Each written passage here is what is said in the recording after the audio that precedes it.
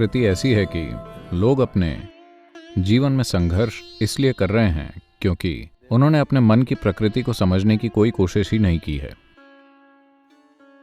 मन का एक बुनियादी पहलू यह है कि आप जो भी कहते हैं कि मैं नहीं चाहता, वही आपके मन की प्रकृति बन जाता है।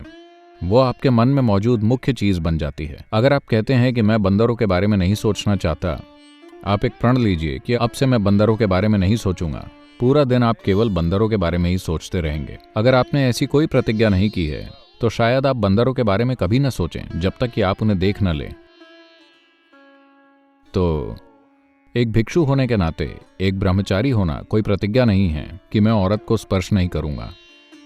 आपने अपने जीवन में कुछ अधिक ऊंचा हासिल करने की एक खास प्रतिबद्धता ली है, किसी चीज को छूने की, किसी दूसरे आयाम को जहां सांसारिक चीजें आपके लिए निरर्थक होंगी। लेकिन अगर वैसा नहीं हुआ है तो आप उसे एक कठोर प्रतिज्ञा की तरह करने की कोशिश कर रहे हैं।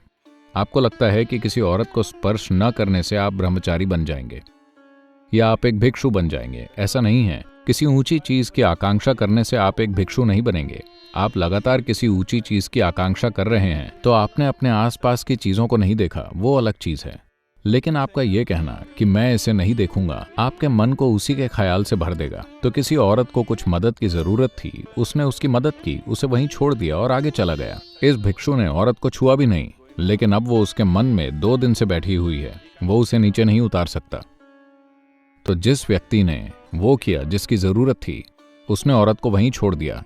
और वो जो औरत से बचने की कोशिश कर रहा है वो हर वक्त उसी के ख्याल से भरा हुआ है। तो ये चीज औरत के बारे में नहीं है, ये किसी चीज के बारे में नहीं है, ये अपने मन की प्रकृति को समझने के बारे में है। अगर आप किसी चीज के लिए कहते हैं कि मैं वो नहीं चाहता, तो केवल वही चीज होगी, क्योंकि इस मन में कोई घटाना या विभाजन नहीं होता। आप अपने मन से एक भी विचार को जबरदस्ती नहीं निकाल सकते। आप चाहे जो भी करने की कोशिश करें, उसमें बस एक और जुड़ जाता है। जोड़ और गुणा ही होगा। आपके मन में कोई घटाना या विभाजन नहीं होता। तो आप किसी खास विचार को जबरदस्ती नहीं निकाल सकते। It is just that if your aspiration is something else, all these things may evaporate. बात बस इतनी है कि अगर आपकी आकांक्षा किसी दूसरी चीज की है तो ये सब चीजें भाप बनकर उड़ जाती हैं। आप पहाड़ की चोटी पर जाना चाहते हैं, आपका पूरा फोकस बस उसी पर है। अब तलहटी में क्या है आपको उससे मतलब नहीं है। अगर आप तलहटी को चकमा देने की कोशिश कर रहे हैं तो आप चोटी पर कैसे जाएंगे? आप कभी नहीं जाएंगे, है ना? अगर आप तलहटी से बचते हैं तो आप पहाड़ की चोटी तक कैसे पहुंचेंगे? आप कभी नहीं पहुंचेंगे। आपका ध्यान पहाड़ की चोटी पर केंद्रित है। आप तलहटी को पार कर जाएंगे और उस पर आपका ध्यान भी नहीं जाएगा। तो उसने औरत की मदद की, जो कोई बड़ी बात नहीं थी। शायद उसने ये भी नहीं सोचा कि वो आदमी है या औरत। किसी व्यक्ति ने मदद मांगी, उसने बस मदद कर दी और चला गया। लेकिन ये आदमी जो औरत से बचने की कोशिश कर रहा है, उसका मन उसी से भरा हुआ है। गुरु थे जिनका नाम नानीन था। एक दिन आत्मज्ञान की खोज में एक कसाई उनके पास आया। वो ये संकेत कर रहे हैं कि तुम खुद बुद्ध ही हो, मेरे बराबर ही।